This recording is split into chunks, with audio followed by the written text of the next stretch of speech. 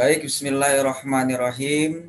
Assalamualaikum warahmatullahi wabarakatuh. Bismillah, alhamdulillah, Allahumma sholli ala Muhammad wa ala ali Muhammad. Rekan-rekan semuanya yang tergabung dalam Yuklas ini, alhamdulillah pada pagi hari ini, meski di tengah kondisi pandemi, kita dapat beraktivitas sebagaimana yang telah kita rencanakan. Mudah-mudahan dalam setiap aktivitas kita senantiasa diiringi keridhaan, rahmat, berkah, dan kasih sayang Allah Subhanahu wa Ta'ala. Tentunya dengan tidak lupa memanjatkan puji serta syukur atas segala nikmat yang Allah limpahkan kepada kita, yang sangat-sangat kita butuhkan saat ini adalah nikmat sehat walafiat. Salawat beriring salam, marilah kita persembahkan kepada manusia pilihan Allah, manusia yang selalu benar di dalam perkataannya, manusia yang senantiasa khusyuk di dalam sholatnya, manusia yang menjadi teladan bagi kehidupan kita semua, Nabi besar Muhammad Sallallahu Alaihi Wasallam. Saudara-saudaraku, dimanapun Anda berada, alhamdulillah hari ini kita bisa bermuajahah, bertatap muka meskipun secara virtual di Yuklas yang difasilitasi oleh aplikasi UMA ini, kerjasama dengan Lembaga Amil Zakat Nasional Al-Azhar. Saya Satrio, General Manager Fundraising di Lembaga Amil Zakat Al-Azhar, pada kesempatan hari ini akan sharing kepada rekan-rekan semua, khususnya para generasi milenial seangkatan saya yang hari ini banyak sekali tersebar di berbagai macam profesi dan pekerjaan. Untuk itu saya minta kepada teman-teman panitia barangkali bisa menampilkan slide-nya yang sudah disiapkan, materi terkait dengan bagaimana kita akan membahas bagaimana generasi milenial itu bisa hobi zakat. Pertama kita akan lihat dulu siapa sih generasi milenial, nah begitu ya. Siapa generasi milenial, potensinya seperti bagaimana, gitu. Karena yang digadang-gadang Indonesia ini dengan banyaknya generasi milenial, bahkan sekarang ada lagi generasi centennials ya, generasi Z di bawahnya generasi milenial, yang ini akan sangat banyak sekali persentasenya di Indonesia ini. Itulah yang kemudian disebut dengan bonus demografi yang pada tahun 2040 nanti akan sama-sama kita lewati sebagai warga negara Indonesia. Coba kita next slide-nya. Yang pertama, kalau kita melihat definisi ya, siapa sih generasi milenial gitu ya. Nah, tahun 2012 Horowitz pernah mendefinisikan bahwa generasi milenial itu adalah generasi yang lahir antara tahun 1980 sampai awal tahun 2000-an. Ada juga yang mendefinisikan tahun 1981 gitu ya, atau awal tahun 1980-an sampai dengan tahun 1995. Ada yang sampai 1996. Jadi rentang usianya barangkali ya yang sekarang itu kurang lebih sekitar 20 sampai 35 atau 40 tahun. Itulah yang saat ini kita sebut dengan generasi milenial atau generasi Y gitu ya, generasi Y generation gitu. Inilah generasi milenial. Femina tahun 2015 bahkan juga menyebutkan bahwa generasi milenial ini sering menerapkan kreativitas serta berfokus pada pengembangan diri. Jadi generasi milenial ini, makanya kalau sekarang kita lihat hal-hal yang dilakukan oleh generasi milenial itu cenderung out of the box gitu ya. Tidak seperti yang dilakukan oleh generasi X sebelumnya atau generasi baby boomers sebelumnya yang lebih jauh lagi. Tetapi creativity yang dimiliki oleh generasi milenial ini sungguh sangat tinggi sekali. Tinggi sekali. Sebagai contoh misalnya ya, siapa yang menyangka kalau misalnya dulu kita mesen ojek itu harus dilakukan dengan kita keluar rumah ke pangkalan ojek begitu ya. Kemudian kita baru naik ojek. Bahkan ada proses tawar-menawar harga di situ.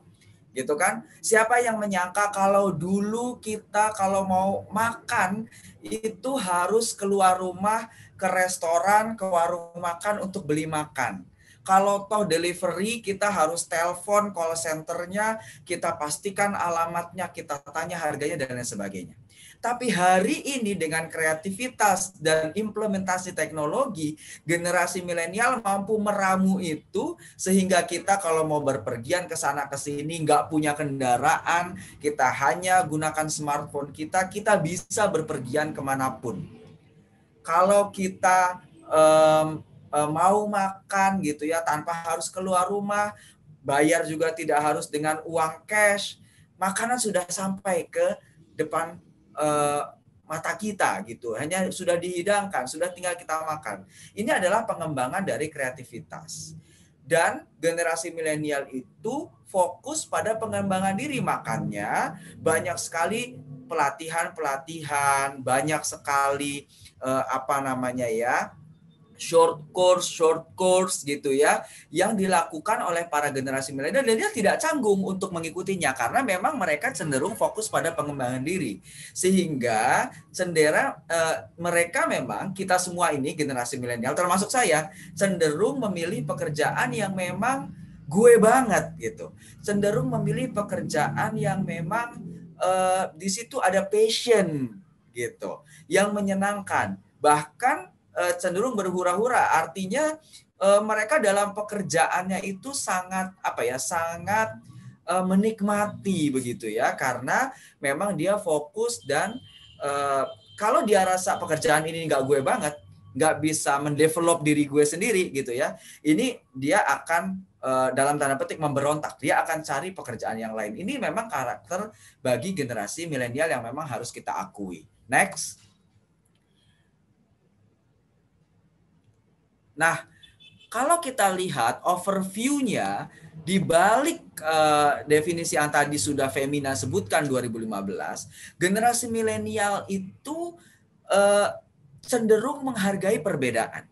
Sehingga nilai-nilai toleransi itu sangat kental di dalam generasi milenial. Mereka sangat menghargai perbedaan, mereka sangat menghargai multikulturalisme begitu ya. Karena mereka merasa bagian dari sebuah masyarakat yang majemuk.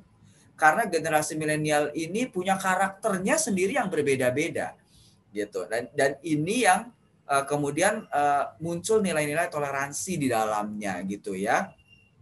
Nah, kemudian yang kedua, generasi milenial ini kita itu lebih senang untuk melakukan sesuatu itu bersama-sama, teamwork. Makanya nggak heran kalau generasi milenial itu turnover pegawai di sebuah lembaga atau sebuah perusahaan bagi generasi milenial itu tinggi. Kenapa? Karena generasi milenial itu cenderung nggak mau nerima perintah, command, instruction. Itu mereka nggak mau secara garis besar, meskipun mungkin ada yang masih menerima hal-hal tersebut atau bekerja sesuai dengan tupoksinya di perusahaan tertentu gitu ya. Tetapi mostly gitu, secara umum, secara garis besar, kita itu lebih senang teamwork, bekerja sama. Makanya generasi milenial yang sekarang juga sudah menjadi pejabat atau berada dalam posisi tertentu, pasti mereka tidak mengedepankan instruction atau comment atau perintah-perintah gitu. Pasti mereka akan cenderung untuk mengajak timnya, meskipun mungkin bahasanya atasan bawahan gitu ya, tetapi lebih senang untuk berdiskusi, lebih senang untuk mengedepankan teamwork, lebih senang untuk bekerja sama. Dan yang ketiga, generasi milenial itu secara umum menurut Lancaster dan Stillman tahun 2002, dia itu cenderung pragmatis ketika memecahkan persoalan gitu. Jadi dalam memecahkan persoalan dia cenderung pragmatis. Meskipun memang solusinya terkadang out of the box gitu ya, tetapi ada kecenderungan itu. Next. Kita akan melihat karakter. Nah, bagaimana generasi milenial itu melaksanakan pekerjaannya gitu ya, melaksanakan pekerjaannya. Generasi milenial, kenapa tadi saya katakan yang disebutkan oleh Femina 2015 tadi itu punya kreativitas dan self development yang tinggi? Karena menurut Lancaster dan Stillman tahun 2002, di dalam bekerja, generasi milenial itu optimismenya tinggi. Makanya saya heran kalau misalnya generasi milenial itu, generasi Y itu, kalau di dalam menghadapi persoalan di kantornya, di lembaganya gitu ya, di komunitasnya ada persoalan, cenderung berbalik badan, apatis, tidak menyelesaikan persoalan. Ini bukan work habits dari generasi milenial. Optimismenya tinggi, makanya dia kalau satu mentok, akan cari jalan yang lain. Disitulah kemudian kreativitas terjadi. Jadi optimismenya sangat tinggi gitu ya. Makanya tidak melihat suatu masalah itu sebagai masalah, tetapi melihat suatu masalah itu sebagai peluang yang kemudian ini bisa diselesaikan, bahkan dari masalah itu kita mendapatkan benefit yang bisa kita guide gitu ya, dapat benefit yang bisa kita dapatkan. Gitu. Makanya saya nggak heran kalau misalnya di era kondisi pandemi seperti sekarang ini misalnya gitu ya, di saat gerak kita terbatas, mobilitas kita terbatas, generasi milenial kemudian langsung membuat berbagai macam cara supaya kegiatan-kegiatan, aktivitas-aktivitas itu bisa tetap berjalan. Meskipun kita harus di rumah, meskipun kita tidak bisa mobile ke sana ke sini, tetapi karena optimis gitu ya, meskipun di tengah pandemi kita akan tetap beraktivitas. Jadi istilahnya pandemi berlangsung, produktivitas tetap jalan. Inilah optimisme yang tinggi yang dimiliki oleh generasi milenial. Ini bukan saya yang bicara, ini yang bicara kajian dari Lancaster dan Stillman tahun 2002. Yang kedua, selain memiliki optimisme yang tinggi, generasi milenial juga percaya pada nilai moral dan sosial. Ini yang menjadi bahasan kita hari ini. Bahwa generasi milenial itu percaya pada nilai moral dan sosial. Jadi tidak melulu generasi milenial itu sebagai angkatan muda, sebagai generasi muda, kemudian amoral. Enggak. Kalau kita apple to apple gitu ya, berapa banyak generasi milenial yang kemudian pergi ke arah yang negatif dengan yang positif, saya kira hari ini lebih banyak yang positif. Kita di Al-Azhar saja ya, beberapa waktu yang lalu sebelum pandemi, ada kajian khusus pemuda yang dilaksanakan hari Rabu malam di Al-Azhar. Kalau teman-teman tahu di Masjid Agung Al-Azhar. Yang hadir mostly sebagian besar secara umum itu yang hadir generasi milenial. Kenapa? Karena dia merasa ada kebutuhan untuk beragama. Dia haus untuk bisa cari ilmu tentang agama. Maka dia percaya pada nilai-nilai moral. Yang kedua, dia percaya pada nilai-nilai sosial. Generasi milenial itu kalau ditantang untuk membantu orang, untuk melakukan kegiatan-kegiatan sosial, itu pasti tinggi keinginsertaannya. Gitu ya. Dan ini memang sebuah kajian gitu. Makanya sekarang saya banyak berdiskusi gitu ya dengan teman-teman yang sekarang sudah ada di perusahaan-perusahaan yang besar gitu. Dana-dana CSR itu kemudian ketika dikelola oleh generasi milenial itu jadi sesuatu yang berbeda. Packagingnya berbeda, nilai manfaatnya lebih gitu ya. Jadi jauh lebih keren. Karena apa? Karena mereka tidak hanya sekedar mempackaging itu menjadi lebih keren. Mereka lebih melihat value dari nilai sosial itu, kegiatan sosial itu, ya bahwa ini adalah kebermanfaatan diri kita bagi orang lain. Ini yang dimiliki generasi milenial. Yang ketiga, ini yang juga tadi sudah saya mention, bahwa generasi milenial itu menghargai keragaman. Jadi kita tuh cenderung tidak melihat ini dari kelas ekonomi mana. Itu jarang terjadi. Tidak melihat ini dari suku mana. Tidak melihat ini dari ras yang mana. Bahkan tidak melihat ini dari agama yang mana. Dan ini yang kemudian juga sejalan dengan nilai-nilai Islam. Apa itu? Contoh ya, saya beri contoh misalnya. Kalau misalnya kita ketemu orang di jalan, kecelakaan. Emang begitu pas kita mau bantu, kita tanya, agamanya apa mas? Agamanya apa mbak? Kalau Islam kita bantu, kalau non-Islam kita nggak bantu. Itu it doesn't matter, itu tidak terjadi. Apalagi pada generasi milenial, karena menghargai keragaman.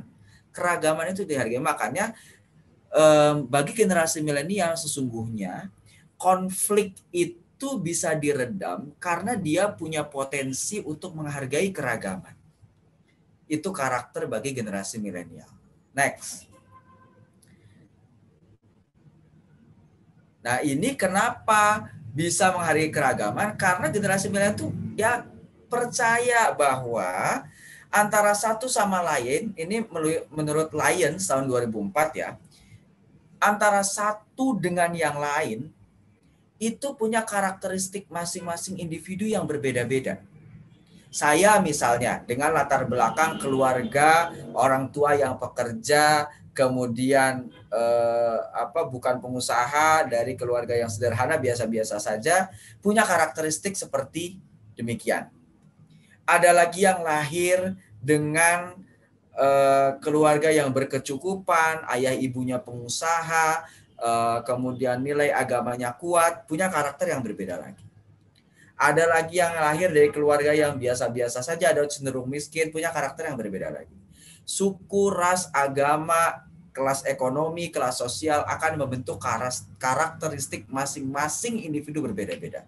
Bedanya adalah pada generasi milenial, mereka open-minded, mereka terbuka, bahwa mereka menyadari temannya dengan dirinya itu berbeda. Makanya nggak ketemu lagi tuh kalau misalnya kita sekarang ya di dalam aktivitas sosial gitu. Kalau dulu ada zamannya Siti Nurbaya misalnya. Kalau kelas bangsawan harus nikah dengan kelas bangsawan, nggak boleh dengan kelas rendah. Sekarang nggak ada lagi, generasi milenial tidak memandang itu. Dalam pernikahan misalnya, mereka cenderung tidak melihat kelas sosial. Asal mereka merasa nyaman, mereka punya engagement yang cocok, menikah. Dalam bekerja sama antara dirinya dengan orang lain, mereka juga cenderung tidak melihat perbedaan. Mereka lihat, oh iya, mereka tahu ini berbeda, tapi perbedaan itu tidak menjadi masalah. Karena apa? Mereka menyadari memang karakteristik masing-masing individu itu berbeda-beda. Yang kedua, generasi milenial itu memiliki pola komunikasi yang cenderung terbuka. Di satu sisi ini bagus, di satu sisi ini menjadi masalah sebenarnya. Kenapa? Karena di satu sisi ini bagus saya sebutkan. Kenapa? Karena informasi itu menjadi cepat. Komunikasi itu terbuka, ditambah lagi dengan fanatik pada media sosial. Jadi cenderung menyampaikan apa yang dia tahu, apa yang dia rasa, terkadang bahkan tidak memfilter apa yang harus disampaikan. Itu yang kemudian menjadi potensi masalah.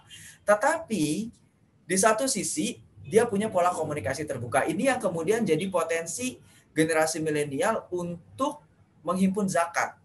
Karena apa? Komunikasinya terbuka. Fanatik pada media sosial yang sekarang menjadi platform kegiatan-kegiatan sosial.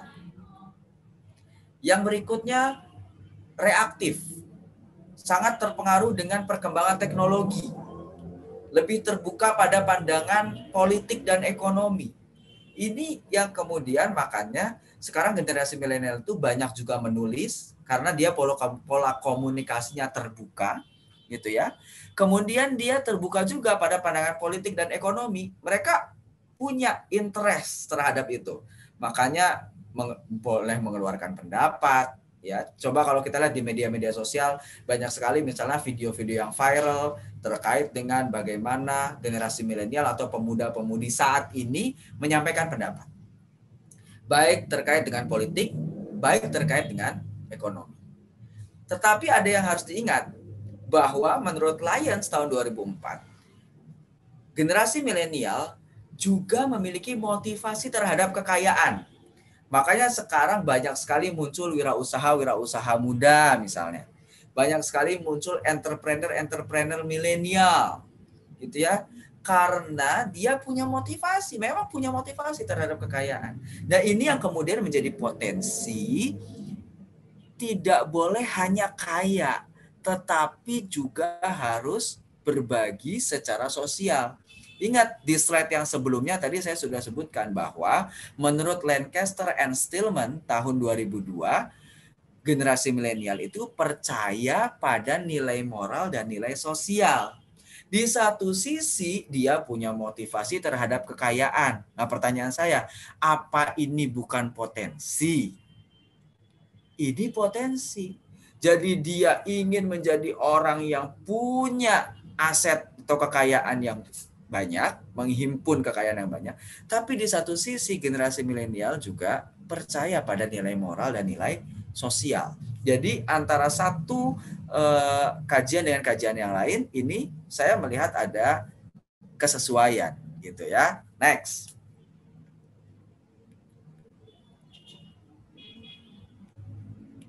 Nah, selain dia punya motivasi terhadap kekayaan, menurut Anantatmula 2012, dia juga punya motivasi untuk mendapatkan posisi yang tinggi. Makanya ada kecenderungan dia tidak mau menerima perintah. Generasi milenial maunya itu bekerja sama, teamwork. Makanya whereas dia daripada dia kerja di sebuah lembaga yang kemudian dia jadi bawahan dulu, kemudian menapaki jenjang sampai ke tingkat atasan, dia cenderung bikin usaha sendiri. Karena apa? Dengan usaha sekecil apapun dia berusaha, dia adalah bosnya. Higher position itu yang dikejar. Yang kedua, monetary gains, gitu ya. Nah, ini yang kemudian sejalan tadi dengan motivasi untuk mendapatkan kekayaan. Yang ketiga, dia lower need for social approval, gitu ya. Jadi dalam persetujuan sosial dia ada kebutuhan yang kecil. Kenapa? Karena dia motivasinya terhadap kekayaan, dia motivasinya terhadap posisi yang tinggi. Dia juga punya motivasi terhadap monetary gains. Next.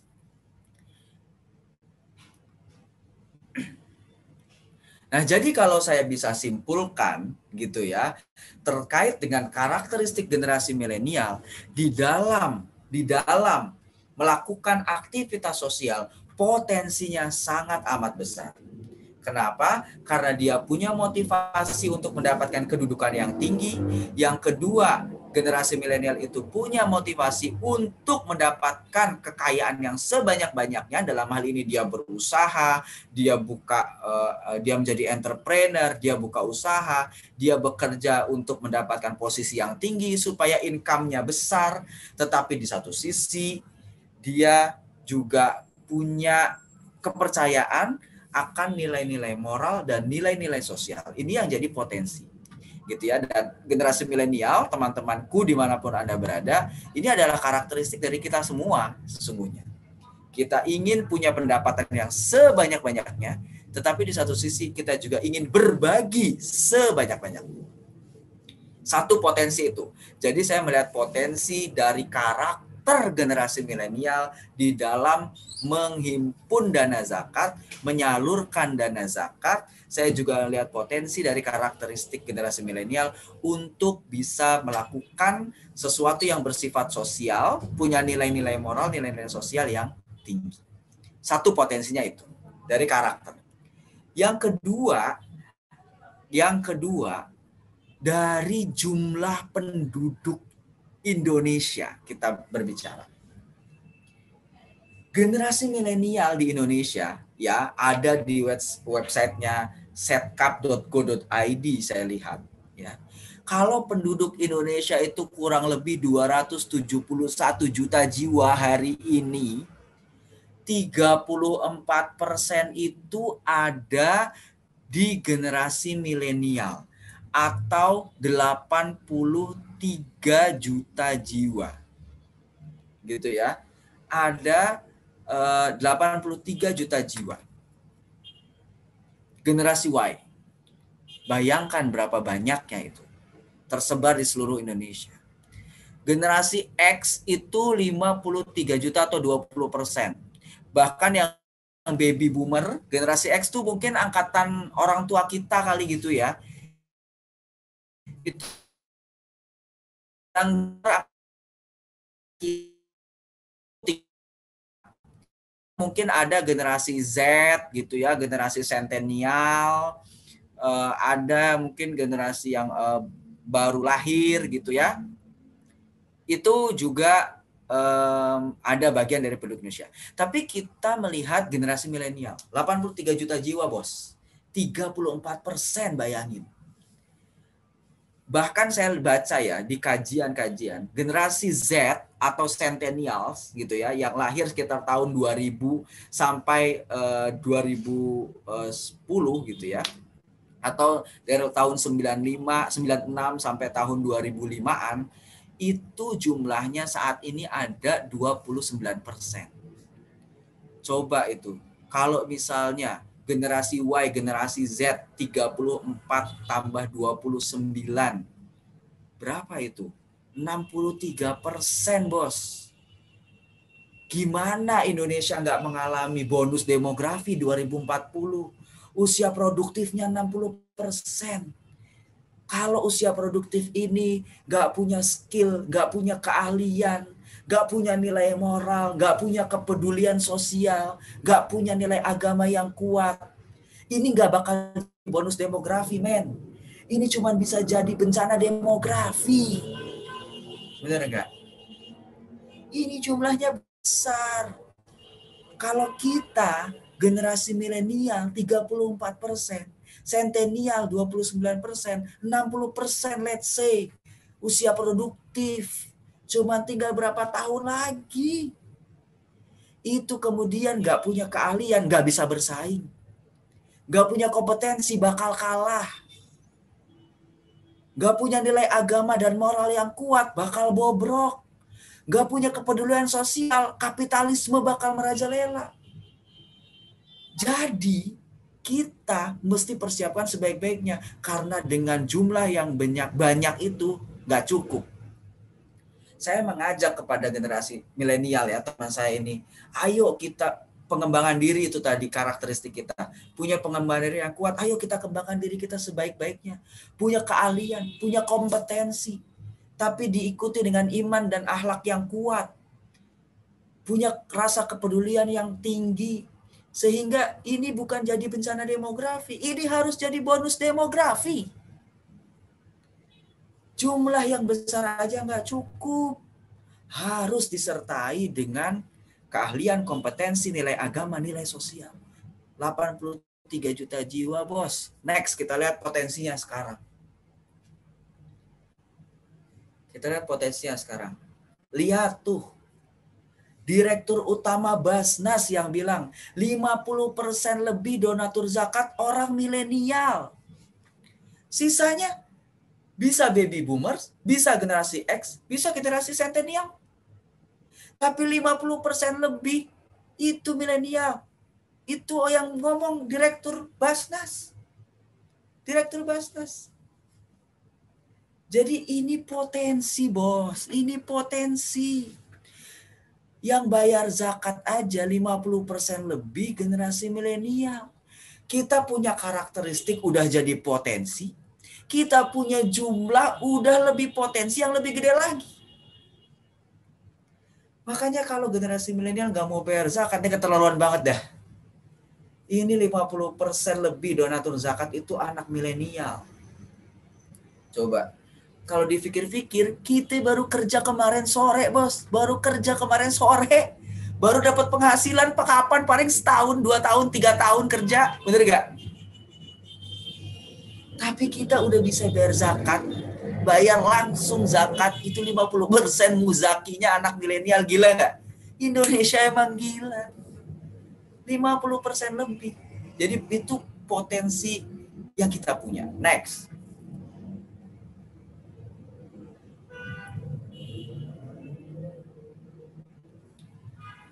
Ya. Ini kalau tadi generasi milenial itu ada 83 juta, ingat nggak? Ingat nggak? Ada 83 juta atau 34% dari jumlah penduduk Indonesia. Sekarang kita tanya dong, lah emang itu semuanya orang Islam? Kan gitu. Emang itu semuanya wajib bayar zakat? Kan enggak. Tapi ini di geotimes.co.id bahkan dia merujuk menurut data BPS RI, lihat tuh. Ya kan? Katanya milenial muslim itu ada 29,97%. Cuman selisih 2 juta. 81 juta jiwa milenial muslim, mau diapain? Mau diapain milenial muslim 81 juta?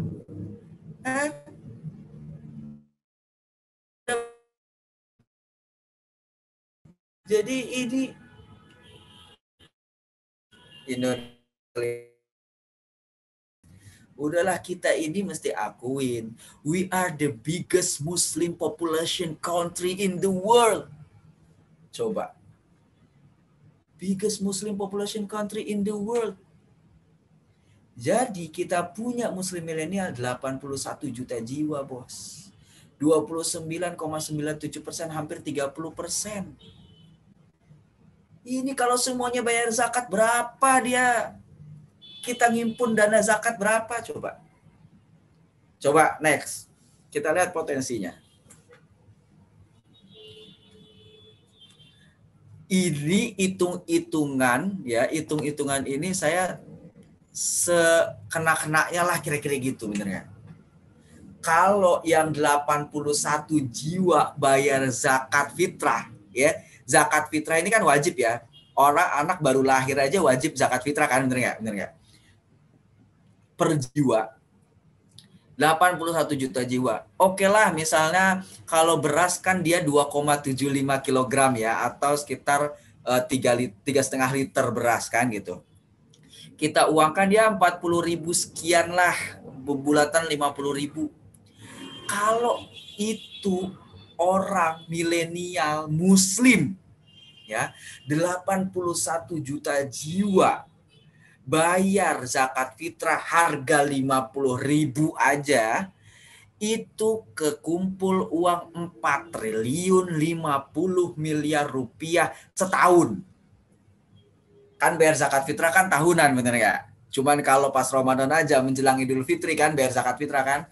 Jadi sekali ngumpulin nih orang-orang pada bayar zakat harga 50.000, itu kita bisa menghimpun dana 4 triliun 50 miliar rupiah. Saudara-saudara tahu, kalau kita melakukan pengembangan desa, Las Al-Azhar melakukan pengembangan desa, itu paling nilainya 1 miliar 2 miliar. Kalau 4 triliun, kita bisa kembangin desa binaan berapa banyak tuh? Bisa digunakan untuk mengentaskan kemiskinan berapa provinsi tuh? Ya berapa provinsi lebar lah ya, berapa kota lah, berapa desa lah kira-kira gitu. Berapa kecamatan? Se-Indonesia 4 triliun, bos. Apa bukan ini duit? Apa ini bukan potensi yang besar? Tapi syaratnya saya dan teman-teman mesti bayar zakat. Kalau kita kagak bayar zakat, ngomong doang 4 triliun mah cuma angka hitung-hitungan doang, bener nggak? Nggak bakalan kejadian. Tapi kita mesti bayar zakat, itu zakat fitrah. Nah sekarang kalau zakat penghasilan lebih gila lagi. Zakat penghasilan kalau misalnya 81 jiwa anak milenial muslim ya bayar zakat penghasilan ya katakanlah misalnya asumsi saya kita penghasilannya UMR aja deh, UMR yang di Papua misalnya kan 3,5 juta aja deh seorang, benar nggak? 3,5 juta gajinya sebulan gitu ya, 3,5 juta gajinya sebulan, dikali 2,5% untuk zakat penghasilan, itu kan cuma 87.500 dia keluarin dari gajinya dia, bener gak? Dikali 81 juta jiwa, itu yang kekumpul 1 bulan. 1 bulan ya, biar zakat penghasilan kan 1 bulan tiap terima gaji, bener gak? Itu kita dapat 7,87,5 miliar. 7,87,500 juta sebulan. Ya, Mas Satrio itu terlalu muluk-muluk lah, kan nggak semua yang generasi milenial 81 juta itu kan punya penghasilan yang segitu. Oke. Nggak punya penghasilan segitu. Tapi sekarang saya tanya, berapa generasi milenial yang sekarang udah jadi pengusaha yang omsetnya sudah lebih dari 50 juta sebulan?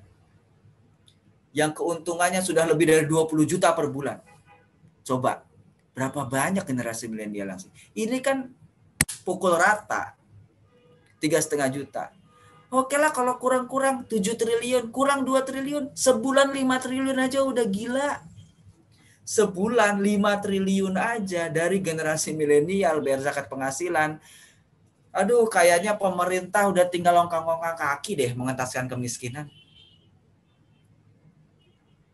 Jadi ini potensi. Ini yang gila dari Indonesia. Ini yang keren punya dari Indonesia. Gitu ya. Cuman sekarang permasalahannya begini, saudara semua. Ya kan? Pengelolaan zakat kita itu masih konvensional. Contoh, kita kalau bayar zakat di mana? Di lembaga amil zakat? Atau di masjid? Atau di mana kita bayar? Atau kita bagi-bagi secara langsung ke tetangga-tetangga kita yang merupakan asnaf-asnaf itu? Gimana? Ya katakanlah kita bayarnya ke masjid misalnya gitu ya. Itu ya kalau mungkin masjid-masjid yang besar gitu ya seperti Masjid Agung Al-Azhar atau Masjid Istiqlal punya cara pendistribusian zakat yang oke punya gitu ya. Tapi kalau di katakanlah di masjid yang di kampung misalnya, kita bayar zakat. Bayarnya pakai beras. Disalurin lagi berupa beras. Kita bayar pakai uang. Dibeliin beras. Berasnya dibagi kepada mustahik. Selesai. Udah, cuma buat makan doang. Padahal dana zakat itu ya ini kalau kita bicara zakat fitrah kan memang mekanismenya gitu ya, harus dibagi sebelum sholat Id. Oke lah. Zakat penghasilan, kemana kita bayar? Kemana kita bayar? Jadi apa zakat penghasilan kita itu? Apakah cuma jadi keramik di masjid? Apakah cuma jadi untuk perbaikin toilet, keran bocor? Atau dana zakat itu yang dihimpun banyak itu dari generasi milenial, itu kemudian jadi program-program pengentasan kemiskinan untuk saudara-saudara kita? Ini yang jadi pertanyaan besar kan? Big question-nya ini kan. Kita kan generasi milenial nih. Kita punya kepedulian sosial yang tinggi. Kita percaya pada nilai-nilai sosial. Ya kan? Lantas bagaimana kita memanfaatkan potensi kita ini untuk bisa bermanfaat bagi orang lain? Hati-hati.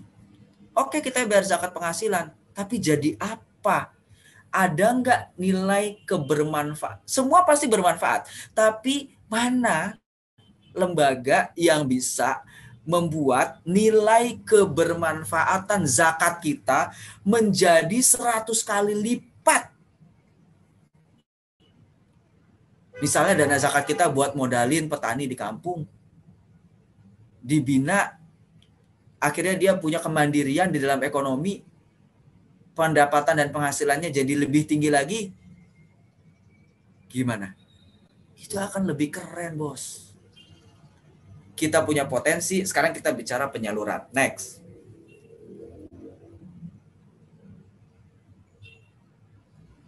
Kenapa saya tampilkan ini, saudara sekalian? Kenapa saya tampilkan ini? Ini mesti jadi renungan buat kita semua. Ini saya baru download di BPS beberapa waktu yang lalu ya. Di tahun 2020. Jumlah orang miskin di Indonesia ya, tahun 2020 bulan Maret itu 26 juta orang, Bos. 26 juta orang, saya nggak tahu apakah itu bagian dari yang 81 juta itu termasuk ada bagian dari situ apa enggak. Tapi kalau toh itu ada bagian dari situ, 60 juta orang itu masih terselamatkan di atas garis kemiskinan. Ini di bawah garis kemiskinan ada 26 juta atau 9,78%.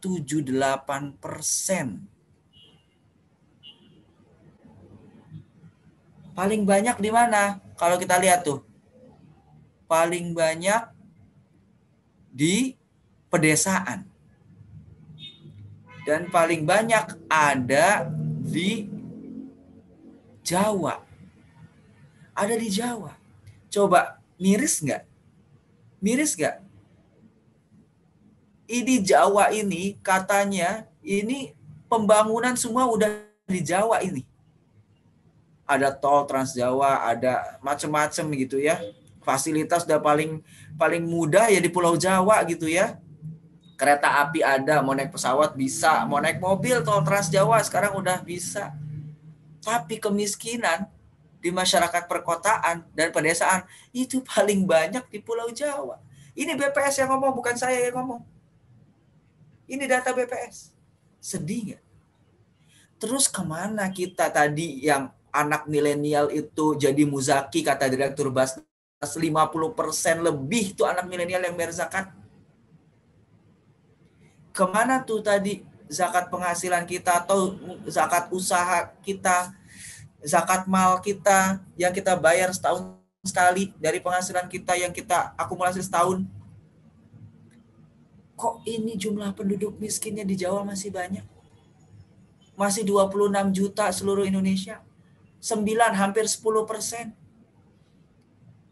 Emangnya kita generasi milenial yang tadi saya bilang percaya pada nilai-nilai moral, nilai-nilai sosial, ikut kajian-kajian keagamaan gitu. Emangnya kita bakal masuk surga, Bray, Bos? Emangnya kita bakal masuk surga kalau misalnya kita rajin sholat, rajin puasa, rajin ibadah, tetangga kita ada yang kelaparan? Emangnya kita bakal dikasih masuk surga kalau misalnya kita punya usaha yang besar, penghasilannya banyak, kemudian orang di dekat kita, di sekitar kita masih ada yang miskin? Apalagi udah kita lihat di sini masih banyak orang miskin, saudara-saudara kita di Indonesia. Emangnya kita ngelihat, emangnya kita boleh bisa masuk surga kalau kita puasa Senin Kemis tapi saudara kita masih ada yang buat makan aja susah? Kita tahajud setiap malam tapi saudara kita masih banyak yang miskin. Saya tampilkan data BPS ini bukan untuk apa-apa. Saya tampilkan data BPS ini karena kita harus punya kepedulian sosial. Kita gak bakal dikasih izin Allah masuk surga kalau kita masih tahu banyak orang miskin di sekitar kita. Buat apa penghasilan kita banyak? Buat apa usaha kita bagus? Profitnya banyak. Gaji kita besar. Kita punya usaha. Tapi itu kemudian tidak ada kebermanfaatan bagi orang lain. Kita tahu jumlah penduduk miskinnya masih banyak di Indonesia. Emang kita bakal masuk surga? Ini yang kita kudu wajib hati-hati. Kita mesti menolong. Next. Nah, ini yang kemudian saya sampaikan kepada teman-teman nih semuanya generasi milenial, bahwa kita mesti berjihad lewat harta kita. Kita ini bukan Muhammad Al-Fatih yang 22 tahun bisa menaklukkan Konstantinopel. Kita sekarang tanya mau naklukin apa? Naklukin cewek. Kita model jihadnya udah bukan menaklukkan Konstantinopel lagi, Bos. Kita juga bukan Zaid bin Sabit yang 17 tahun bisa nulis Al-Quran, menghimpun Al-Quran, nulis wahyu, bukan. Kita bukan Sa'ad bin Abi Waqqas yang 17 tahun udah tarik anak panah, udah nggak begitu modelnya. Jihad kita hari ini, teman-temanku, generasi milenial, adalah mengentaskan kemiskinan. Kenapa kita harus taskan kemiskinan? Karena kita harus bertanggung jawab terhadap saudara kita. Kita sebagai umat Islam itu rahmatan lil alamin. Bukan menjadi rahmat bagi diri sendiri, tapi bagi seluruh alam. Saudara kita tadi masih ada 26 juta yang miskin, mau kita apain? Memang kita nggak punya rasa tanggung jawab. Tetapi di lain itu, Allah Subhanahu wa Ta'ala di surat At-Taubah ayat 103 udah berfirman, "Khudz min amwalihim shadaqatan tutahhiruhum wa tuzakkihim biha wa sholli 'alaihim. Inna sholataka sakanul lahum wallahu sami'un alim."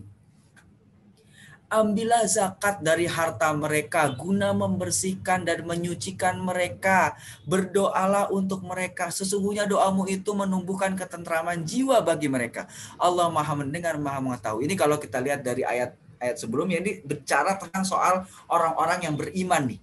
Dan orang-orang yang lagi berjihad. Makanya tadi saya bilang kita jihadnya bukan menaklukkan Konstantinopel lagi sekarang.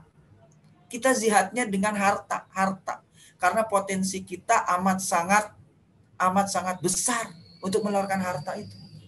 Inilah yang kemudian berdasarkan ayat ini, zakat kita ada beberapa fungsi. Saya membagi beberapa fungsi zakat. Di ayat ini, fungsi zakat kita itu untuk membersihkan dan menyucikan diri kita, menyucikan harta kita. Itu fungsi dari zakat ini. Makanya ini yang kita kenal, zakat is the tools for giving up bad things. Jadi zakat membuang hal-hal buruk yang kotor dari diri kita. Harta kita, diri kita, gak mungkin lah kita gak punya dosa, kagak mungkin. Emang kita sering, kalau misalnya kita lagi ngomong, orang lain sakit hati kita tahu. Kita gak tahu orang yang ngerasain. Dosa nggak? Kita kena dosanya. Kita itu hidup ya ada pasti antara halal haram itu kadang-kadang kita ya sedikit-sedikit tipis lah bedanya gitu kan. Emang kalau kita berangkat pagi-pagi sebelum subuh ya kan, naik mobil nyetir atau enggak naik motor. Kalau kita lihat lampu di perempatan masih merah, emang kita diem nunggu lampu sampai hijau. Orang subuh-subuh kosong, pasti kan kita nerabas. Ya, biar kata lampunya merah, emang kita nggak dosa, kan melanggar peraturan. Jadi zakat ini, ya kita bayar zakat ini guna membersihkan dan menyucikan diri kita. Membuang hal-hal kotor dalam diri kita. Membuang hal-hal jelek dalam diri kita. Itulah yang kemudian kita kenal zakat adalah alat. Zakat is the tools for giving up bad things from ourselves. Ya kan? Udah berguna bagi diri kita, berguna bagi orang lain. Benar nggak? Jadi ini yang kita mesti punya pemikiran. Kita nggak semuanya harta kita itu bersih, nggak semuanya yang kita lakukan dalam diri kita itu nggak ada dosanya. Itu yang kita mesti pikirkan. Next. Ayat berikutnya. Az-Zariyat ayat 19. Wa fi amwalihim haqqul lisaili wal mahrum. Dan pada harta benda mereka ada hak untuk orang miskin yang meminta dan orang miskin yang tidak meminta. Hati-hati. Jadi walaupun itu hasil kerja kita selama sebulan, meskipun itu hasil kita berusaha selama sebulan, setahun, tetap di dalamnya ada harta orang lain, men. Ada harta orang lain. Dan disitulah kemudian Rasul pernah bersabda, qala Rasulullah Shallallahu Alaihi Wasallam, khairun nas anfa'uhum linnas. Sebaik-baik kita nih manusia adalah yang bermanfaat bagi orang lain.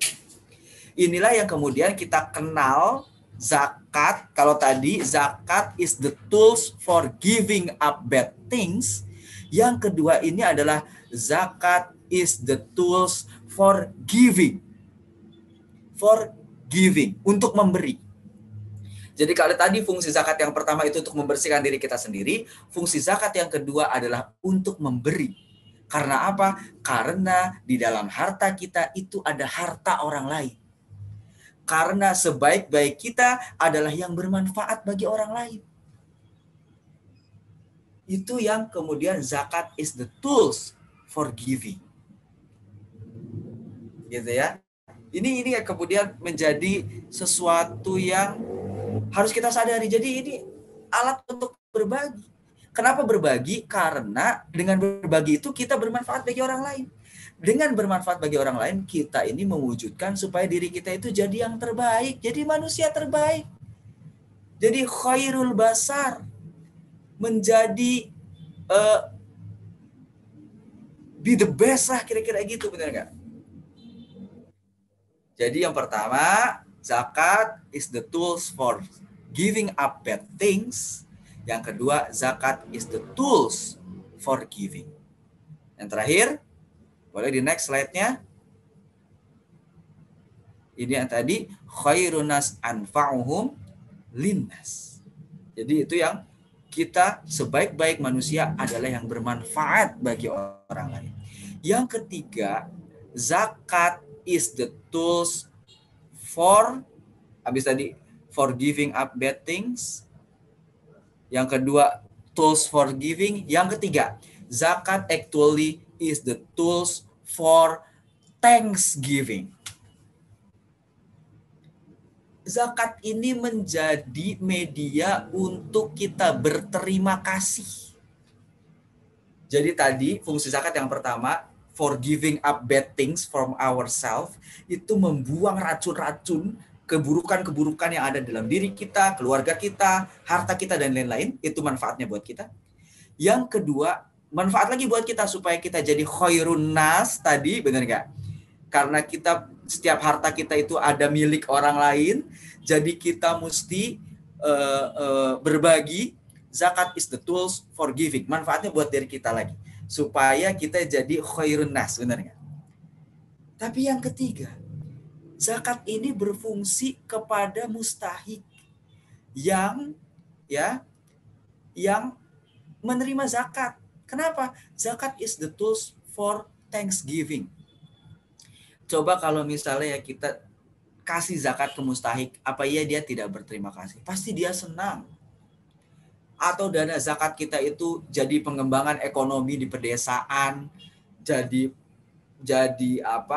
pengentasan kemiskinan, pengentasan pengangguran, itu pasti orang sangat senang sekali. Dan orang, kata Rasulullah bukan kata saya, man lam yashkurin nas lam yashkurillah. Siapa-siapa yang tidak bisa berterima kasih kepada manusia, pada hakikatnya dia tidak bisa berterima kasih kepada Allah. Maka melalui zakat as the tools for thanksgiving, gitu ya, orang itu akan berterima kasih. Berterima kasih kepada Allah sesungguhnya hakikatnya, tetapi dia juga berterima kasih kepada manusia. Kenapa? Karena man lam yashkurin nas lam yashkurillah. Kalau orang tidak bisa terima kasih kepada manusia, pada hakikatnya dia tidak bisa berterima kasih kepada Allah. Saya ada cerita sedikit terkait dengan ini ya, gitu ya. Jadi kita nih generasi milenial, kenapa saya ajak berzakat? Supaya ini ada ketiga fungsi itu kita dapatkan ya. Kita ini bukan nabi, kita bukan Ibrahim yang dengan berdoa kepada Allah api yang membakar diri kita lantas menjadi dingin, bukan. Kita bukan Musa yang dengan berdoa kepada Allah lantas dibelah lautan dia menyeberang. Kemudian ditutup lagi Fir'aun dan kaumnya mati tenggelam. Bukan. Kita manusia biasa. Pertolongan Allah itu pastilah datang dari manusia di sekitar kita. Maka kita tidak boleh sombong. Kita mendapatkan pertolongan hakikatnya dari Allah. Tapi bukankah Allah yang menggerakkan hati setiap manusia?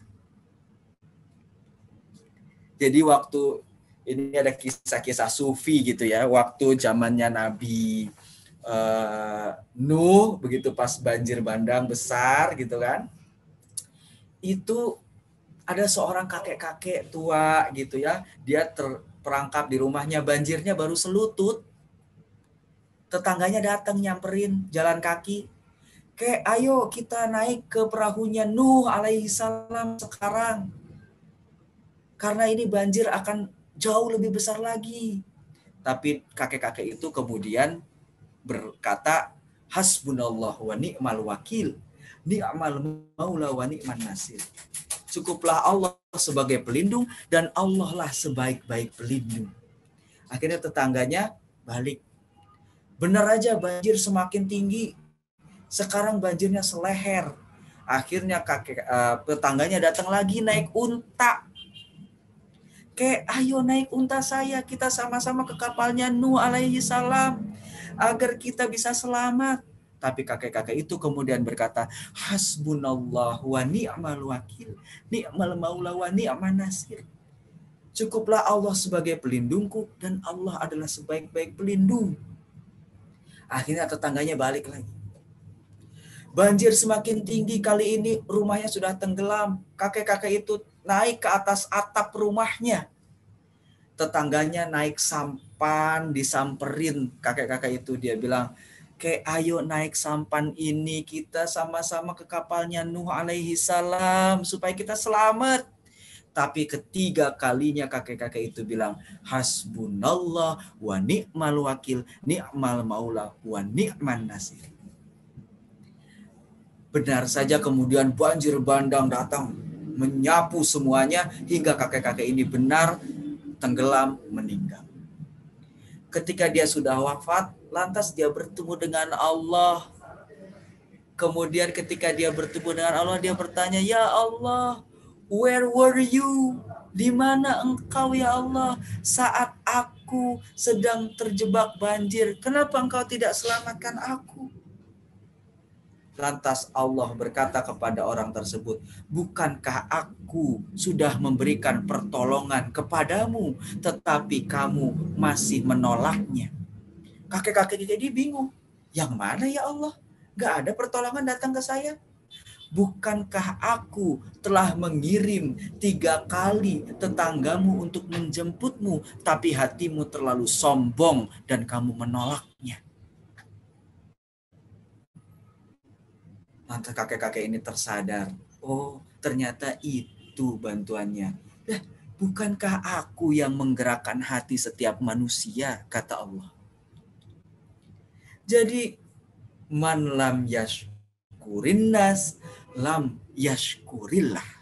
Siapa-siapa yang tidak berterima kasih kepada manusia, pada hakikatnya dia tidak bisa berterima kasih kepada Allah. Jadi teman-temanku semua, zakat ada 3 fungsinya. 1, tools for giving up bad things, atau Bah 103, membuang segala yang buruk-buruk, yang kotor-kotor, yang tidak halal dalam diri kita.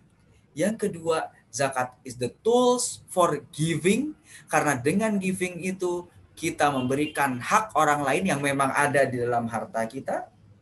Dan dengan giving itu kita bisa menjadi khairun nas. Yang ketiga, zakat is the tools for thanksgiving. Jadi orang akan berterima kasih, dan berterima kasih itu sesungguhnya pada hakikatnya adalah bersyukur kepada Allah Subhanahu wa ta'ala. Lantas pertanyaannya sekarang, masihkah kita tidak mau zakat? Masihkah kita pede dengan penghasilan kita yang banyak setiap bulan itu, teman-temanku generasi milenial yang punya gaji? Masihkah kita kemudian merasa hasil usaha itu adalah hak kita sendiri?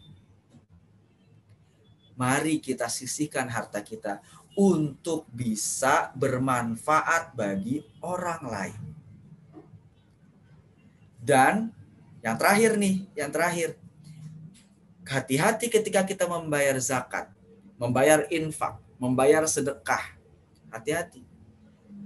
Harus ada nilai manfaat yang tinggi di dalam pembayaran dana zakat kita itu. Jangan kita zakat gitu-gitu aja tapi kemudian tidak berdampak. Yang harus kita pikirkan adalah bagaimana dana zakat kita itu bermanfaat bagi orang lain, tidak hanya hari itu, tetapi bagi masa depannya dia. Next. Nah, ini caranya. Harus ada sustainable prosperity plan. Harus ada rencana kesejahteraan yang berkelanjutan. Jadi jangan kita berzakat hari ini kita kasih orang buat makan selesai, jangan. Potensinya kalau zakat penghasilan tadi 7 triliun bos, sebulan 7 triliun. Kalau kita bayar zakat semuanya bisa jadi apa? 1, pengentasan kemiskinan. Ini yang sudah kita lakukan di Al-Azhar. Ada 104 desa udah kita bina. Itu dari dana zakat kita semua. Kalau misalnya yang bayar zakat kelas Al-Azhar aja tadi, misalnya ya, setengahnya gitu ya, 3,5%, 3,5 triliun dari 7 triliun, udah jadi berapa desa ini yang ekonominya terselamatkan? Udah berapa desa ini yang kemudian terselamatkan dari, mohon maaf, kristenisasi misalnya? Atau misionaris agama yang lain. Karena orang masuk dari ekonomi, bos. Coba kalau dana zakat kita cuma begitu aja, lewat aja, nggak jadi apa-apa. Apa kita nggak sayang tuh potensi yang gede tadi? Kita ini paling banyak persentasenya generasi milenial. 34%. Cuma jadi begitu doang. Mau jadi apa? 81 juta yang muslim 29,97%. Cuman lewat doang begitu dana zakat kita. 1, pengentasan kemiskinan dan pemberdayaan masyarakat. Ini yang kita lakukan supaya dana zakat itu nggak begitu-begitu aja penyalurannya, nggak kagak konvensional gitu loh. Yang kedua, dana zakat digunakan apa? Untuk pengentasan pengangguran dan pemberdayaan usia produktif. Teman-temanku semua, kita ini orang yang beruntung, bisa kerja dengan enak, penghasilannya banyak, bisa buka usaha, bisa dapat penghasilan. Berapa banyak teman-teman kita yang habis SMA nggak bisa lanjut kuliah, atau habis SMP nggak bisa lanjut SMA, atau habis kuliah kagak dapat kerjaan, atau habis sekolah nggak bisa kerja karena nggak punya skill. Akhirnya nganggur. Berapa banyak? Dan kami sudah menemukan itu banyak sekali. Ini yang mesti kita bantu. Kita punya Rumah Gemilang Indonesia. Teman-teman kita, saya bilangnya teman-teman ya, karena mereka juga mungkin seumuran saya, generasinya cuma beda berapa tahun gitu. Jadi mereka juga mungkin masuk milenial, masuk centennial gitu. Bisa generasi Y atau generasi Z. Mereka kita didik, kita kasih nilai keagamaan, kita kasih keahlian. Kita ini membantu pemerintah supaya ini benar-benar jadi bonus demografi gitu loh. Jadi kita generasi milenial yang punya potensi ekonomi bagus, itu membantu generasi milenial yang lain yang tidak seberuntung kita. Jadi 2040 ini benar-benar jadi bonus demografi, bukan lagi jadi bencana demografi. Kenapa? Karena kita yang udah kerja, kita yang punya usaha, kita punya keahlian, punya ekonomi yang bagus. Teman-teman kita yang menganggur, kita masukkan ke dalam Rumah Gemilang Indonesia, diberikan kompetensi, diberikan keahlian, bisa bekerja, bisa punya usaha sendiri nantinya. Sehingga mereka berdaya, mereka bisa bersaing. Inilah yang kemudian kita ingin supaya kita benar-benar jadi bonus demografi. Bukan lagi jadi bencana demografi. Yang ketiga, kita memperbaiki kondisi kehidupan anak yatim duafa. Berapa banyak yatim duafa coba? Kalau kita pakai ukuran 26 juta tadi adalah orang miskin, yang anak-anak itu berapa juta? Berapa yang harus kita selamatkan? Sekali lagi kita balik, emangnya kita bakal masuk surga, Bos, kalau kita sering ibadah, sering bayar zakat gitu ya. Kemudian sering punya usaha yang besar, punya penghasilan yang cukup, tapi orang di sekitar kita masih banyak yang kesusahan. Anak yatim duafa masih kagak bisa sekolah. Sekarang ditambah lagi sekolahnya jarak jauh, virtual, nggak bisa beli kuota. Yang keempat, pemberdayaan infrastruktur, ekonomi, dan konservasi lingkungan. Hei, kita yang tinggal di Jakarta enak banget kemana-mana bisa pakai Grab, bisa pakai Gojek, bisa pakai MRT. Tapi bagaimana teman-teman kita yang ada di pedesaan, yang akses internetnya aja kagak ada, mau belajar PJJ bagaimana? Yang kalau ke sekolah aja mesti nyebrang sungai, jembatannya udah rombeng. Apa kita tidak punya kepedulian sosial akan hal itu? Itu hanya bisa terselamatkan, diperbaiki dengan dana zakat kita semua. Makanya dana zakat salurkan ke lembaga terpercaya yang memang dia punya track record pengelolaan zakat yang baik, sehingga dana zakat ini ada value editnya, bermanfaatnya untuk berkelanjutan. Yang kelima, penanggulangan bencana, pemulihan pasca bencana, dan jaringan relawan. Gitu ya. Jadi kita juga bencana itu adalah salah satu faktor kenapa orang kemudian tadinya punya menjadi nggak punya. Emangnya kita emangnya kita enak tidur kalau misalnya begitu pas kita dengar saudara kita di Lombok terjadi gempa, di Palu kena tsunami, di Sukabumi kena banjir bandang, sekarang di Pamengpeuk kena banjir bandang. Apakah kita bisa enak tidur? Apa iya kita tidak terfikir kalau yang kena banjir bandang itu tadinya dia punya rumah, sekarang rumahnya hanyut ke bawah banjir? Ya, jadi ini jadi perhatian kita semua. Jadi sekali lagi, satu, potensi kita sebagai generasi milenial untuk penghimpunan zakat sangat besar. Ingat 34% jumlah kita di Indonesia, 29,97% yang muslim berdasarkan data BPS. 81 juta jiwa itu artinya yang muslim generasi milenial. Kalau semuanya bayar zakat, kalau katakanlah yang miskin ada 9%, oke. 50 juta orang, 60 juta orang bayar zakat. Berapa dana zakat penghasilan atau dana zakat pendapatan yang bisa kita himpun? Berapa? Dan penyaluran itu harus dilakukan kepada lembaga yang memang punya track record untuk bisa kebermanfaatan dana zakat itu lebih keren lagi. Gitu ya. Ada sustainable prosperity plan. Dan kita memang wajib bayar zakat gitu ya. Karena saya ingatkan 3 fungsi zakat tadi.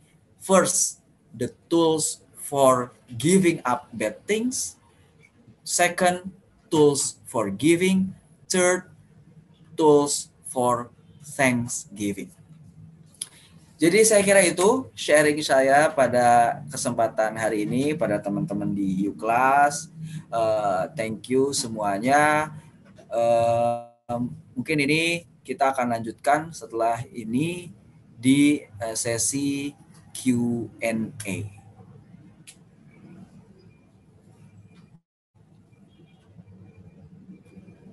Kita saksikan, ini ada video.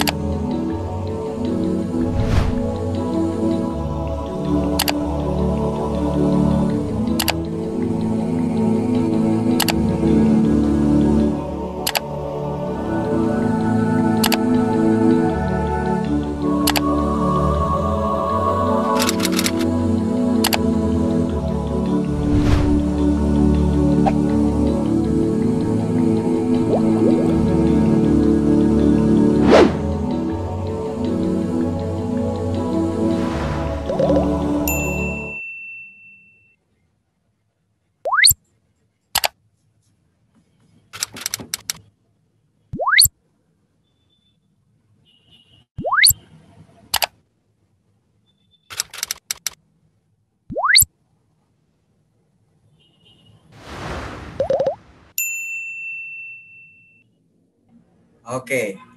Um, Thank you. Ini saya sudah dapat beberapa pertanyaan. Yang pertama dari Ma'had Riyadul. Assalamualaikum. Afwan izin bertanya, apakah zakat sama dengan pajak? Nah, tentu tidak. Satu, pajak adalah kewajiban kita kepada negara sebagai warga negara. Zakat adalah kewajiban kita kepada Allah sebagai seorang muslim. Namun sekarang kalau kita bayar zakat di lembaga amil zakat yang sudah tersertifikasi, maka kita akan mendapatkan nomor pokok wajib zakat. Dan bukti pembayaran zakat itu bisa menjadi pengurang pajak. Ini yang sudah diintegrasikan. Yang kedua, pajak itu sebagai penerimaan negara, gitu ya, sebagai penerimaan fiskal negara. Kalau zakat ini bisa kita gunakan untuk pemberdayaan masyarakat secara langsung. Jadi kita tentu berbeda, ya, zakat dengan pajak tentu berbeda. Tetapi sekarang pemerintah di negeri kita di Indonesia sudah punya mekanisme di mana zakat bisa menjadi pengurang pajak. Ada kemudian yang bertanya, saya mau bertanya gimana cara zakatnya? Tergantung zakat apa? Zakat penghasilan, ya, zakat fitrah, gitu ya. Kalau zakat fitrah tentu sudah ada ketentuannya. Zakat penghasilan 2,5% dari penghasilan. Zakat pertanian tentu ada ketentuannya lagi. Ada beberapa zakat, ada beberapa ketentuan zakat, gitu ya.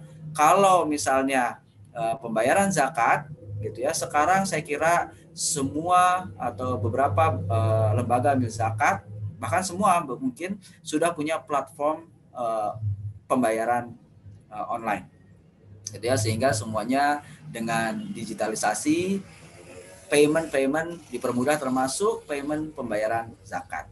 Ya, kalau Mas Andika bekerja misalnya sudah punya penghasilan, sisihkan saja 2,5% dari penghasilan itu, gitu ya. Dan ya tentu kalau berbicara bisa juga setelah dikurangi kebutuhan, tapi ya saran saya kira nilai 2,5% itu tidak terlalu besar sehingga bisa langsung dizakatkan setiap bulan atau dikumpulkan setiap bulan, gitu ya. Kemudian ada pertanyaan, apa beda zakat, infak, dan pajak? Ya tentu berbeda sebagaimana tadi saya sampaikan. Zakat tentu saja adalah kewajiban kita kepada Allah yang memang harus dikeluarkan, dan itu wajib karena tadi kita sudah di slide saya sudah sampaikan bahwa di harta kita itu ada harta orang lain. Bahkan kita disuruh keluarkan zakat untuk menyucikan dan membersihkan diri kita. Gitu ya. Jadi zakat adalah memang kewajiban kita kepada Allah. Al-Qur'an menyuruh itu. Sehingga itu wajib kita keluarkan. Kalau infak itu tidak wajib. Itu bisa dikeluarkan sesuai dengan ya keluangan kita dalam menerima rezeki, gitu ya. Itu tidak ada ketentuan. Jadi kalau zakat itu misalnya penghasilan ya ada 2,5% gitu kan. Zakat pertanian ada yang 5%, ada yang 10% gitu. Jadi ada ketentuannya. Tapi kalau infak tidak ada ketentuannya. Mau infak berapapun insya Allah akan dicatat oleh Allah Subhanahu wa taala sebagai amal kebaikan. Tetapi ingat bahwa niat harus diluruskan. Segala sesuatunya niat harus diluruskan. Dan bagaimana dengan pajak? Seperti yang tadi saya sampaikan, pajak adalah penerimaan negara. Kewajiban kita sebagai warga negara untuk membayar pajak, karena pajak itu akan digunakan untuk pembangunan, ya, untuk membayar kebutuhan infrastruktur negara yang lain dan lain sebagainya. Yang kedua, kalau pendistribusian zakat lebih banyak di Pulau Jawa, bagaimana pemerataannya? Yang dilakukan Al-Azhar, sebab banyak sekali lembaga zakat Indonesia. Nah, ini yang menarik. Saya tadi sudah menampilkan kepada rekan-rekan sekalian prosentase kemiskinan kita di tahun 2020 per bulan Maret dari BPS, bahwa kita ada 9,78% rakyat Indonesia yang masih miskin atau sekitar 26 juta, dan mostly kemiskinan itu ada di Pulau Jawa. Bayangkan nggak betapa mirisnya bahwa Pulau Jawa sebagai pulau yang center, di situ kegiatan ekonomi pusatnya di situ fasilitasnya semuanya ada, kereta api ada, tol ada, dan lain sebagainya. Tetapi justru kemiskinannya paling tinggi, baik di kota maupun di desa. Gitu ya. Nah, pendistribusian zakat itu harus dilakukan satu tentu kepada asnafnya. Jadi dilihat dulu apakah, jadi kita tidak berbicara tempat ya, apakah di tempat itu atau di wilayah itu ada yang berhak menerima zakat. Ada 8 asnaf zakat. Itu yang harus dilihat gitu ya. Bagaimana kemudian lebih banyak di Pulau Jawa? Ya harus diidentifikasi. Dan harus diidentifikasi. Kalau saya melihat kalau di Pulau Jawa ternyata tingkat kemiskinannya masih tinggi, kita harus fokus pada orang tergantung kita ada di dekat mana nih. Kalau Al-Azhar itu lembaga amil zakat nasional. Jadi semuanya harus dianggap dekat dari Sabang sampai Merauke, harus punya perhatian gitu ya. Harus punya perhatian baik yang Jawa maupun yang di luar Jawa. Dan saya kira ini menjadi menarik ketika misalnya Forum Zakat bisa mengorkestrasi lembaga-lembaga zakat agar bisa tidak tumpang tindih gitu ya. Masing-masing lembaga zakat punya wilayah binaannya masing-masing. Karena semuanya fastabiqul khairat nih, semuanya berlomba-lomba dalam kebaikan. Sehingga saya kira tidak ada masalah banyak di Pulau Jawa. Kalau ternyata di Pulau Jawa ini masih banyak yang membutuhkan gitu ya. Tetapi kita jangan lupakan bahwa Indonesia ini luas. Dari Sabang sampai Merauke itu sama dengan dari London di UK sampai Istanbul di Turki. Coba betapa luasnya negara kita gitu ya. Nah, ini yang harus kita perhatikan. Oke, Jawa, tetapi yang di luar Jawa juga tetap harus diperhatikan karena sekarang lembaga amil zakat juga banyak, lembaga amil zakat nasional juga banyak, sehingga dengan ada orkestrasi orkestrasi dari para pemegang kebijakan, ada forum zakat, ada yang lain-lain gitu ya, itu akan sangat indah sekali, agar kita bisa saling membantu atau mengisi satu sama lain. Berikutnya, bagaimana cara mengontrol zakat kita dan apakah zakat kita harus dikeluarkan, disalurkan ke sebuah lembaga atau langsung saja kepada yang membutuhkan. Oke. Jadi, gimana cara mengontrol zakat kita? Ya kita kontrol dari penghasilan kita.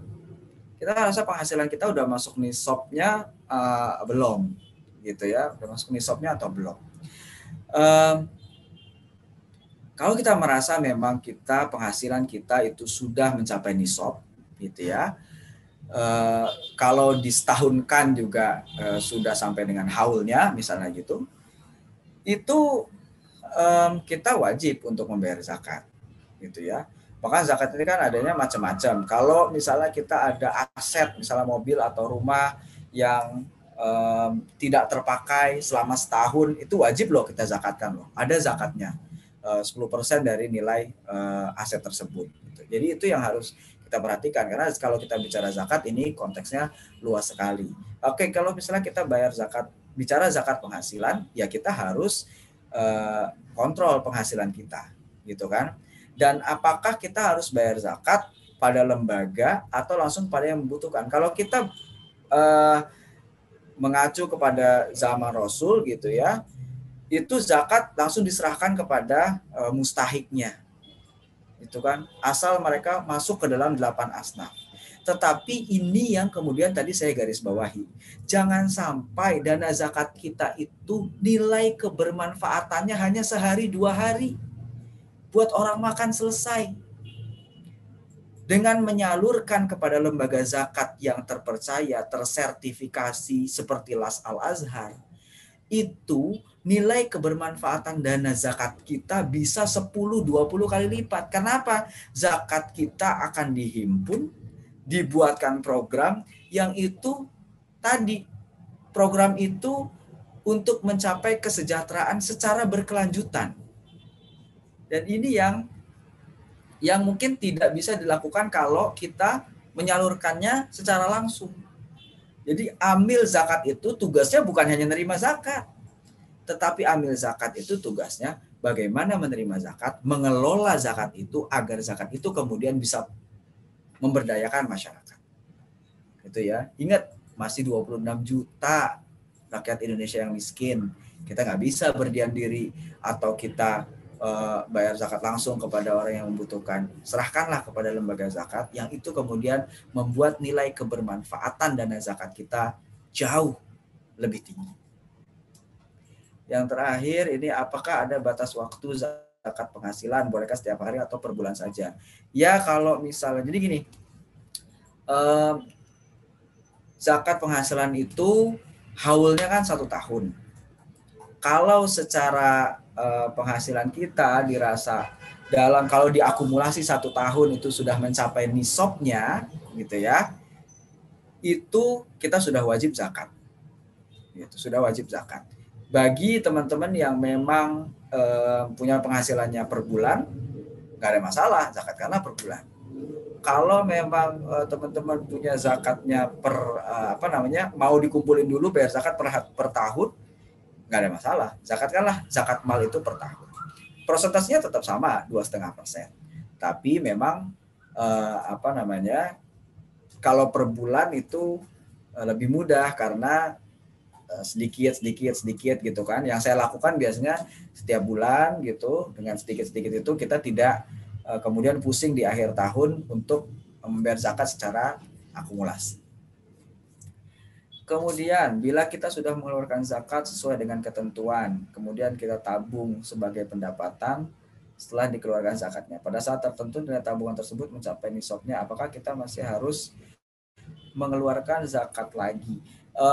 Yang dihitung nisabnya adalah pendapatan atau yang kita dapatkan ya, pendapatan kita itu yang kita hitung nisabnya. Jadi kalau misalnya sudah keluarkan zakat ya kita tidak perlu zakat lagi, kecuali memang ada zakat-zakat yang lain seperti tadi misalnya ada punya rumah atau mobil yang tidak terpakai, yaitu kalau sudah setahun nggak dipakai ada ketentuan zakatnya, atau barang temuan, atau kita punya usaha yang lain itu juga wajib untuk dikeluarkan zakatnya.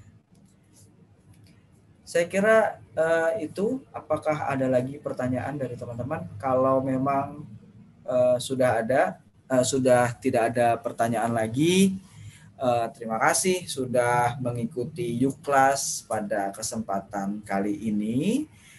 Dan saya hanya memberikan pesan kepada seluruh peserta di Yuklas ini untuk ayo kita bersama-sama menggerakkan zakat. Jadikanlah zakat itu sebagai lifestyle di kehidupan kita sebagai generasi milenial, supaya penghasilan kita, gaji kita itu membawa keberkahan. 3 tadi fungsi zakat. 1, zakat is the tools for giving up bad things. Zakat menghilangkan hal-hal yang tidak baik dalam diri kita.